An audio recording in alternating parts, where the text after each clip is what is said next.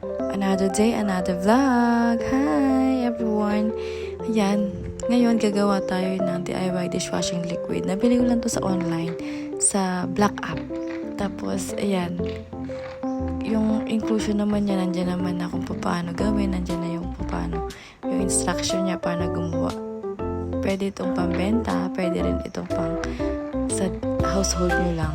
Ayan, dapat talaga yung ingredients niya at saka yung instruction masunod kasi para mas maganda yung kakalabasan ng inyong DIY dishwashing liquid at hindi siya yung malabnaw.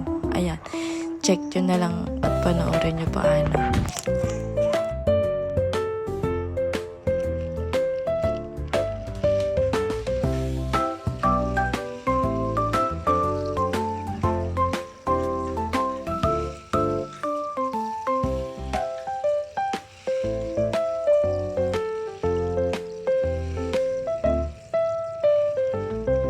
Ito na siya kinabukasan kasi 24 hours mo siyang iiwanan. And ayan, pag sinalin mo siya, oh, ayan, okay naman siya.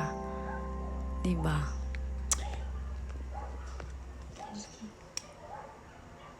At meron pa siyang free sticker na ilalagay nyo sa inyong mga bottles. And then, tadaan! Ayan na ang finished product.